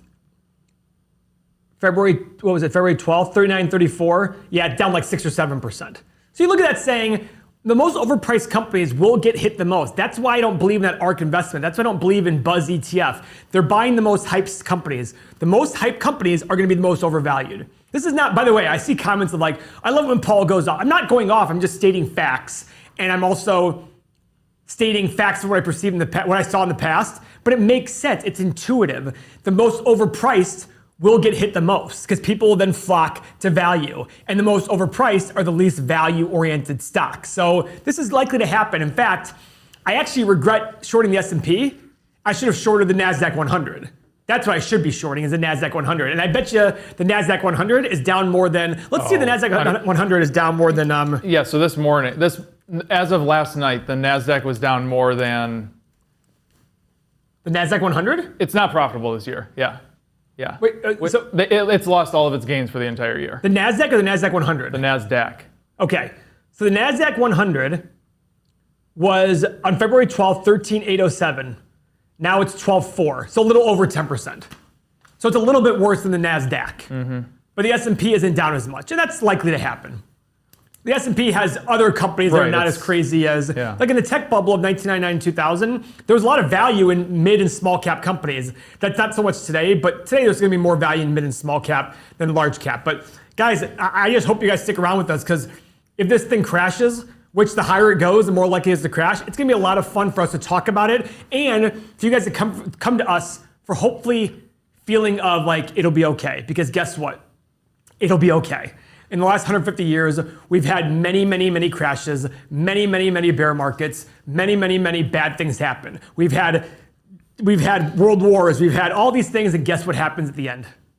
We end up better. We had a Great Depression, we ended up better. We had 9/11, we ended up better. We had tech crash, we ended up better. We had hyperinflation, we ended up better. It always ends up better because we do better as a country, and that's why I'm against bailouts, because we learn the best when we have mistakes. If your children, every single time they made a mistake, they weren't reprimanded, would they ever learn their lesson? No different. We are children to this world of whatever, and we have to learn our lessons the hard way. That's okay though, because we get better from it. Thoughts on Tesla and NIO getting blasted and going down? These rocket emoji stocks are now coming back down to look. If you look at something like NIO, it's this was in the past 3 months, NIO has to be the number one outspoken. All the YouTube videos, just 10x, 50x. Just put all your money in here, and it's getting blasted. Mo, what are your thoughts on NIO? Well, I mean, they don't have a product, do they? Except for a concept, and all of their drive up was based on speculation and hype. So that speculation and hype seems to be going away with everything else that's happening. So there's nothing there that's tangible to say, okay, maybe this thing should not be hit this badly. But there's nothing there. So that's what I think. Yeah, we've gotten a lot of signups. Thanks guys. Thanks for signing up for stuff. Mo just got a Trader Mo sign up. Nice. Look at NIO. February 9th, $62 a share. Now, $39 a share. How many young people on Robinhood dump their money into this skyrocketing at this stock? point? Good God. That's the point, guys. Like, I don't mean it to be negative. I don't mean it to be like, you guys see fire in me and think I'm being negative. I'm just looking and going like, guys, it's not rocket science. It takes a while. Sometimes you can look wrong, but eventually things will happen. I told Seth wanted to do a NIO video today. What did I say to you, Seth? I don't recall. I'm sorry. I'm reading comments. Then he tells you what I said 3 months ago. I said to you, I want to wait till it's single digits. Oh, I'm sorry. I was going to bring that up, Paul, because I'm saying, Paul, is it time to say you were right about NIO? No, it's not time. NIO is not a concept. They do have. No, yeah. So they make. Somebody just said they make 7,000 cars a month. Sweet. Their valuation is 61. Their market cap $61 billion. So they make 7,000 cars a month. That's pretty. I mean, that's more than China? I thought. China? Yeah, but. Yeah. I think, Mo, maybe we have talked about car companies like Lucid and things He was like confused. Yeah, that makes sense. Perhaps. I mean, a lot of these are so new. I can't keep them straight. That's true, and we say the same thing about. Nikola was okay. They don't right. make anything. Yeah, okay. that's right. But you're right, Paul. I mean, my question was, is it safe to say you were right about? No, because NIO could end up becoming like Tesla. Yeah. Unfortunately for NIO, they're late in the market cycle. Tesla was at least around, it started in 07 or 04 or something like that. They were early in the market cycle. Right now, NIO's getting a lot of hoopla, a lot of like excitement during the end of this big market. I mean, guys, we've had a stock market bull essentially for 12 years. Yeah, we had the big crash last year, but we rebounded so quickly. I don't even consider it a crash anymore. And we went higher. So I look at this saying, I would worry about NIO. But again, I've been wrong on these things before many, many times. It's just, if you're buying here because you think the next Tesla, I hope you're right, but it's going to be very, very difficult. Put it this way, only 2 years ago, Tesla was his value, and Tesla was making a couple 100,000 cars a year at high prices. What's NIO's cars? I don't know. Cheyenne just joined Mo's Muscles. They're saying, I'll be disappointed if I don't wake up with bulging biceps and shredded quads. I agree. Take a look in the mirror tomorrow. But, Paul, I used to... it's funny, the way you said is thank you guys for signing up. I want to shift this to congratulations for signing up. Yeah, you're right. I mean, we started this Patreon not for handouts. None of us need this show or need this money. In fact, we were doing it for free by ourselves for 2 years, Paul and I were, and with the help of Don. And so, the money for us is an added benefit about teaching. We're very much drawn to it, and we love doing this. And so, but congratulations on making the decision. Congratulations, guys, on making the best value play this year. That's your best value play right there. And it's only gonna get better, guys, because every single year, I'm not around for a short period of time. I'm around forever. I'm gonna be investing for 60 more years. This software will be around forever, because guess what? I'm gonna make my own software for my own investing. The question is, do you wanna be involved with that? That's it. That's all I'm asking you. You have to ask yourself, is it worth $14 a month to be involved in Paul's investing forever? That's it. And there are gonna be booms and busts, but you're gonna get access to our Patreon, you're gonna get access to our Discord, and we're gonna do a lot of individual, it's gonna be awesome. I really am excited about it. Literally, I was just told upstairs by my brother that he feels like I've completely like exited the rest of the company just to focus on Dynasty Owner and Everything Money. And I said, yes, that's correct. And he's like, okay, just want to make sure. I'm like, listen, I trust you, Mikey. Go run the other businesses. I'm focused on Everything Money, Dynasty Owner, and our own family investing, and that's it. It's completely obsession. I love it. I love making software. Tim's coming on full time at the end of the year. Towards the end of the year, he's starting to weed himself into this, but he's going to run the show because he does a much better job about running the show and handling delegation and stuff like that. I can't handle it very well, so he's going to come do it. He's awesome at it. Are you ready to praise yourself on Workhorse? It was $41 30 days ago. It's now $14. What are your thoughts on this? I will not praise myself yet. Okay, keep going. Well, listen, most people would, and this is, wow, $40. $41 on February 4th. Workhorse. I mean, listen, Paul, we've said before, I want this company to be the best thing ever, but why don't we just let it be? And when they can make at least 3 cars a day, Workhorse. Boy, so many videos, Paul. Listen, folks, it's Honest Time with Seth. We did a Workhorse video, and I wanted to address it.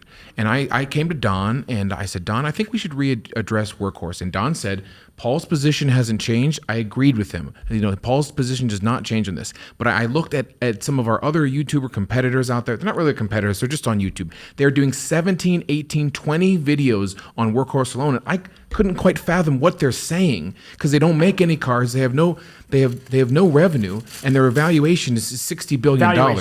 Sorry about that. Valuation is $60 billion. So of course we did it, and boy, Paul, we get slayed for that. I was almost embarrassed how much we get slayed because so many people are saying you're wrong. But look at that thing, $41 a month ago down to $14. I mean, I like when that happens. Now, you bought December 2014 at $1.50. That's true. Congratulations.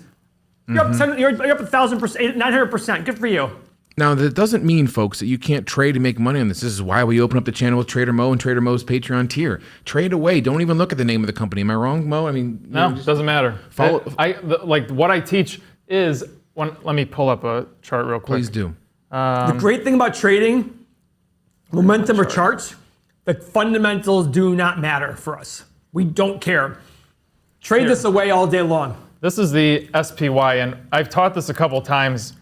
So if you really wanted to, and I have a friend that does this, you can just black out all of this. Price doesn't matter. Get rid of this. Doesn't matter. Doesn't matter what stock it is. All you need to do is look right here and look at these candlesticks on one add.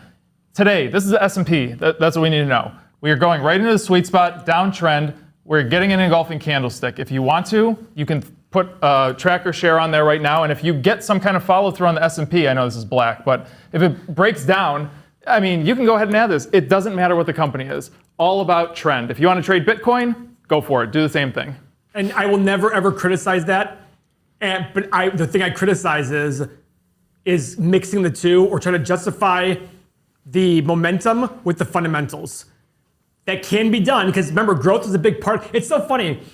Everybody criticizes me saying you don't look at growth. Every value investing book I've ever read talks about how important growth is. And I always say it too, like we all love growth. Growth is so important.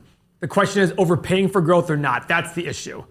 In 2011, I bought Microsoft. I bought a lot of it. Everybody told me I was wrong. They said that company's dead. And I'm like, if they're dead, why are they still growing 8% a year? They're not dead. I saw growth. I factored in the growth that everybody else said was dying. I'm like, you're saying they're dying or dead, yet their revenue keeps going up and their profit keeps going up. I didn't understand it. That's where I factored in growth and was right. Where I'm wrong on growth is Tesla. That's where I get it wrong. Okay, but guess what? You got it right, but not for the right reasons. Amazon, I was wrong on. Amazon's the one I was wrong on. Their growth, I thought the stock would fall before the growth could justify it. I was wrong. But I still think they're overpriced right now, but they're worth way more than when I started shorting them back in the day. That's why I'm wrong on them. Because they're worth $800 or $1,000 a share right now, even though they're selling for $3,000 and some. Did I do something wrong? I have 2 pencils over here. I didn't yeah, you're know. supposed to. I have 2 pencils. I've never seen the second pencil. Revenue growth is a pillar. How can you say you don't care about growth? I'm kidding. That's exactly it. That was LOL. That was LOL. Okay, yeah, exactly. Yeah. That's the funny part. Everybody thinks that like it's exactly it. It's one of the pillars. We talk about EV cars a lot. There's a lot of hype around it. Elias just brought up the idea of Apple. I hear, Mo, maybe you're in love with tech. Apple's making a car, and I'm assuming it's going to be incredible.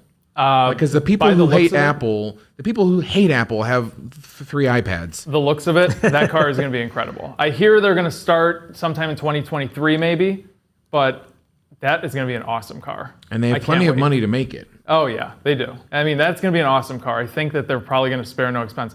That's one company that if there isn't a true competitor of Tesla by then, it could be them.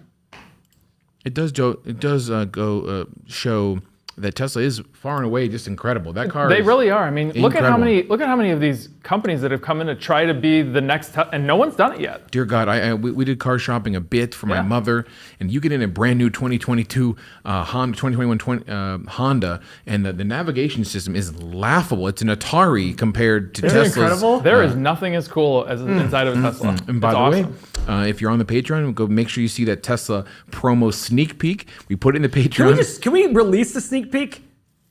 When I say the sneak peek, like just the blooper one. What do you think, Don? The blooper one? Yes, I can. Let's do. Why don't we do that? Let me clean it up. I know. Let me clean it up a bit. 'cause Don, no one's attacking you. Let me clean it up a bit because I cursed a little bit in that. But yeah, we Did can. you? Uh-oh, GameStop is going. What's it at? I don't know, but look, it's Show us, starting to Mo. go. Don said it was going to go this afternoon. All right, let's see. You want to talk about it, Mo? I mean, we could day trade it if we want to. We got the stochastic just crossed over this 80% area. Oh, boy. We Let's have just- some great volume. Paul, just buy this on the show. We have a great engulfing candlestick. Should I? I think I'm going to Paul, buy this right now. Mo, just pull out your Are phone you and gonna buy buy. some? I think so. Why not? It looks like a good trade right now. Listen, tell me, Mo, convince me. I mean, if Listen, I'm it's going a I'm not li- gonna buy it. I'm gonna it's stick a to live day I'm trade, not Paul. gonna Let's buy do it. it. This going is the at this best one. purely from a day trading perspective. This thing is trending up beautifully. We are over this 80% area. Good volume coming in. And we have an engulfing candlestick. This is not what I should be doing, Paul. No. No. Are you buying it? No. No, you I'm shouldn't listening buy to it. my Uncle Paul. The S&P is only down 1.6% now, so it's rebounding. You know what's crazy about this? When I bought GameStop, I think it was last Monday or Thursday or something. You might know better. Last Monday. The market did this similar thing. GameStop always does the opposite of what the market does. It's incredible. I don't know if these little maybe because people minions get flooded that going in going- it. They want something to do. but You like calling them minions. they're minions. I think they're incredible. Yeah. I should have worn my GameStop shirt today. Yeah, Darn Paul. it. You in those khaki shorts, those gorgeous little. These are not khaki. These are my I really love Fabletics. Yeah, you love this. Yeah. Good for you. What do you Oh, think, it's Paul? 234. It's been 90 minutes of just pure. Yeah. Don came into my office today and he goes, "Hey, while we're on the live stream, GameStop's going to go." They talked about it on Wall Street or on Reddit or something. Don's gonna be my new day trader. Yeah. Don's got the inside track. Don, your thoughts on names GM GameStop? Avoid. So we're, by the way, one of the things we're doing as part of that budget, I told you guys 38, not part of that budget, I want to build a new studio completely Tell here. us about this. So at the end of the year, we think we're gonna have 100,000 subscribers. Mo and Don and a lot of people and Matt really are convinced. Well, actually, Don's not convinced of it. Well, the numbers are. Are you convinced of it? What? The Of getting numbers. 100,000 subscribers by the end of the year? I look at the math. I'm just waiting. Okay. I was convinced in November of last year. Yes. Matt and Mo were saying at the end of November last year, you're going to hit 100,000 next year. We're going to build a new studio, new location in this building somewhere, and we're going to make it freaking sweet. We're going to have it be like a CNBC set. That way, me, Seth, and Mo, Seth, and I can sit there, talk, have our computers ready, and build this awesome set that'll probably cost way more money than I should spend on it. But that's how much I love the channel. I'm going to do it and have a great time. That way, we can all sit here talking to each other. Someone said, "Don't forget your early supporters." I assure you, the early supporters in all of Paul's businesses get the grand treatment. Wouldn't you say, Paul? I would say so. Yes. By the way, everybody in the Paul Super Short chat is getting Everything Money Yetis Come on. as a gift from me.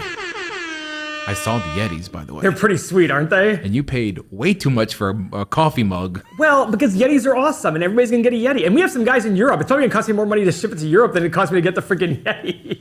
But that's what I do. Like, I look at it going, if you're willing to spend money to support yourself and support us, I'm gonna spend money on you guys. You know what I mean? It's like, so I just randomly said, guys, everybody's getting Yetis. They're like, yeah! I'm like, okay, Don will be out. He'll reach out to you, get your address. We'll send you a Yeti. Because the Yetis arrive tomorrow, according to Don. We have, Paul, we've had some patrons say they want to come on and be guests on the show. Your thoughts on having guests Anybody on? willing to fly to Akron or Cleveland and want to be on the show, more power to you. Yeah. Come on in. Just don't be creepy and weird. I don't want that. We'll have to cut the show early. Like, Yeah. That's our live Check, stream. please. Please. All right, guys. Wow, Paul, you were on fire today. By the way, I didn't feel like I was on fire. No, you just are. Yeah, this is the way I get about investing. I really get passionate about it, and I literally get passionate about. Yeah, I just feel like there's so much obvious to me that I look at it going, there are people out there who it's amazing to me how many average people get what I'm saying. Like before, I thought it would take. No, it's very, very average people go, yeah, that makes sense, because you don't have to be a genius to be a good investor. You just need to be logical. You just have to be patient. If you're those two things, it doesn't matter what your degree is, or if you didn't have a degree. There's a book called The Warren Buffett's Next Door. We're talking about these average people who get 20, 30% returns a year doing the same systematic approach to things. And there's nothing about them that even stands out in my head. There probably is something. I'm sure there's engineers in there, but I can't think of other people oh, that person was brilliant. They're just average people. What is so funny? Is Paul going to be the new Oprah? Yes. Yetis for you, Yetis for you, Yetis for you. Do you want to do 8 pillars on Yeti stock right now? Is Yeti public? Oh, yeah. It is. Let's run this. Someone had a great idea. Let's hit it now. Yeti Holdings out of Austin, Texas. Oh, they're in Austin? Of course they are. Founded in 2006. The stock price is $63. Not that it matters. It has a high of 70 something. Let's look at it. What is the market cap for Yeti? We jumped right into this, Paul. Okay, here's the maximum chart on Yeti. They probably just went public recently. $6 billion market cap. First thing, PE, that's an X. I'm not surprised. I thought to myself, this is gonna be an overpriced company. Why? Well, I think in general, from a vantage point, is I think their stuff is overpriced, and then I still fell in love with it. First off, their stuff isn't overpriced. It's fairly priced because the stuff is incredible. Well, but again, for me, I hated Yeti. I hated the fact that Yeti. I think you're kind of a cynic like this. If everyone else is doing it, I'm like, screw these stupid Yetis. And then That's true. My first Yeti, my wife would back this up. My first Yeti was one of my neighbors that I didn't like. Left his coffee mug on his truck, one of those BS trucks. Drove past my house, flew into my yard. I find a Yeti in my front yard. I lived on a cul-de-sac. I knew where it was from. I kept that damn Yeti. Ain't nobody got time for that. So now I'm a big Yeti fan. We got them all over the house. So yeah, Yeti. But come on, $40 for a coffee cup. Come on, But you know what? It keeps the cool or the heat both for how long? Like 20 hours. Oh, I think more than that, isn't it? It's completely absurd. Yeah, they're the best. So So anyhow, it's an X for PE. What about profit margin's a check, 14.27% with pretty ample margin, 57.6. It's a luxury brand. I would consider Yeti a luxury brand, I think wouldn't so, you? yeah. So that's pretty good. So no dividend, which is fine. Their free cash flow in the last 12 months was $273 million. So far, I mean, remember, this 38, 39, I'm not gonna say it's bad yet, because Yeti's probably still in growth stages of their stuff. So I'm not gonna sit there and say it's bad yet. We have a patron wanting to fly in. Come on. Yeah, he said, let's do, yeah. I'm writing. It's Cole Mazouk. Get with me on Discord. Keep going, Paul. That is a check for, this is a luxury brand for sure. Pillar number 3 is revenue growth over the past 5 years for Yeti. 628 to 1.09 billion. Check mark there. Unbelievable. They're doing a great job. Yeah. Profit growth. I mean, they've done a great job. How did they reinvent a coffee cup, Paul? I mean, this is nothing new. Check mark. Lost 18 million to made 155 million. No, they did though, because I think the technology behind the. I know, but you can get an insulated cup at Walmart for $3. I mean, yeah, but does it keep it for a billion years? It's incredible. They make the coolers. Everybody loves them. Let's go with pillar number 5 is shares outstanding. I'm assuming they're selling. Oh shoot, I didn't see that part yet. Shares outstanding. Not terrible. It is an X, but it goes from 334 to 348. So it's up about 3%, which is not awful, but it's not great, but it's not awful. I'm not like, I would have thought the same thing as you thought. I was waiting to see like a 30% increase in shares. My wife, one of my wife's comments got flagged because she's calling. Okay, pillar number 6 is current assets over current liabilities. Current assets, 455 million. Current liabilities, 219. They almost have enough money to pay off all their liabilities. So that's pretty awesome. So guys, when you see a company with enough cash on hand to pay off all liabilities, not just current, it's not there, but it's close. It's hard for a company like that to go bankrupt. Yep. At the end of the day, true value investing is about buying a company so cheap that it probably will not go bankrupt ever and you can't do anything but make money. That's the thesis behind it. So right here, when you have this much cash on hand versus total liabilities, I love that. It's not plot. It's not in the pot, but it's a check mark for the current liabilities. But total liabilities is pretty close. Pillar number 7 is free cash flow growth. Mo, you see that? They see what Scott's saying. Tech is crashing. We'll get to that in a second. Let's finish up here. Yeti. Pillar number 7 is free cash flow growth over the past 5 years. Baby cakes. So guys, remember on our app, we're going to tell you the free cash flow here, even though this is not part of the investing section of the cash flow statement. 5 years ago, loss of 2.3 million in free cash flow. Last year, 38 million. In 2019, 38 million. Wow. Last year was like 223 million in free cash flow. So here's the bottom line. Don't do your calculations, Seth. Okay, thank you. That really saves me. Because at the end of the day, the free cash flow has jumped up so much. I'm just going to take an average of 150 times 20, $3 billion. What was the market cap? 6 billion. Okay, so about in half. So it's an X on the free cash flow multiple. This is pillar number 8. It is growing. It is growing. So this is where the model would play into case here. When we build the model into the website will happen. I will allow you to put your assumptions on growth of revenue and profit and cash flow. That way you can determine what a good return is. I still think Yeti's overpriced. It makes sense that a good brand in this good market would be overpriced.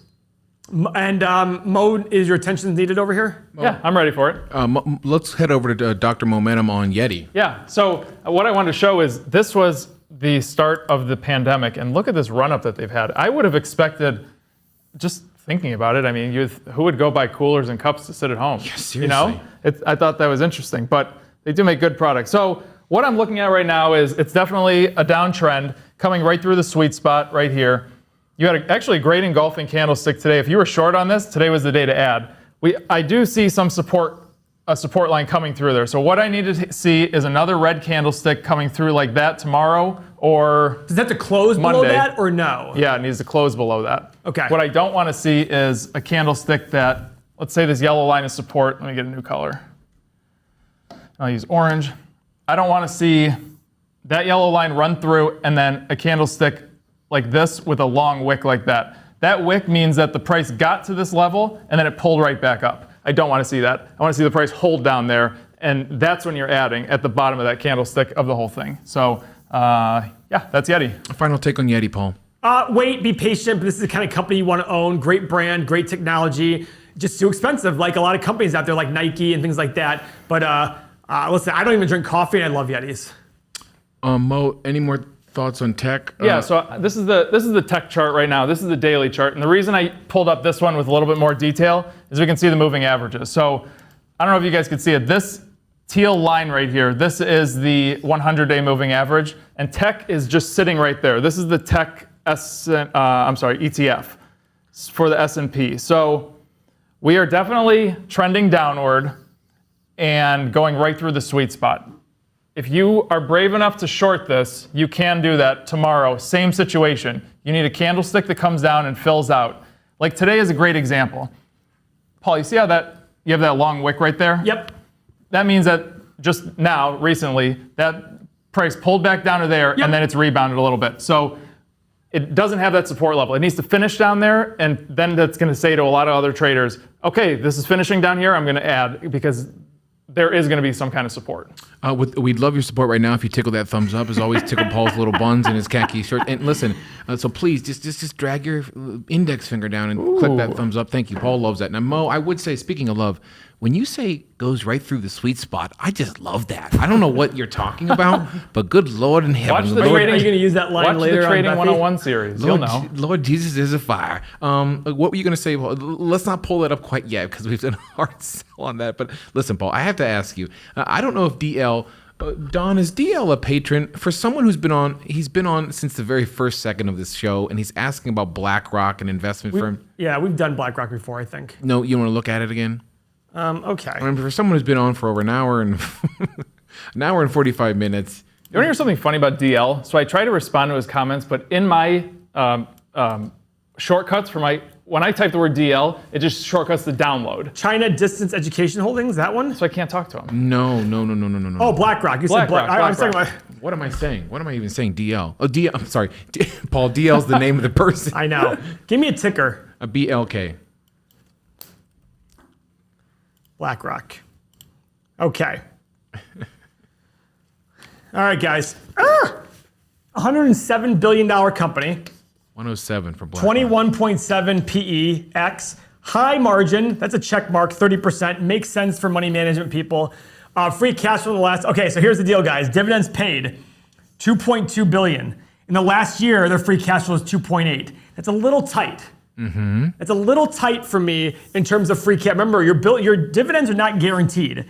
If they have any cash flow drop, they have to take a lot of debt out. They're going to have to take debt out or cash from other areas in order to pay this dividend. I don't like that. I like a little bit of extra buffer. I'm not saying this is wrong. We have to go decide how much of this 2.8 billion was cut because of COVID or whatever. So we'll look into that. But I don't like that lower margin right there. Pillar number 3 is revenue growth over the past 5 years for BlackRock. 11.9, 16.2. Check mark there. Pretty good. How about profit growth? Pretty good.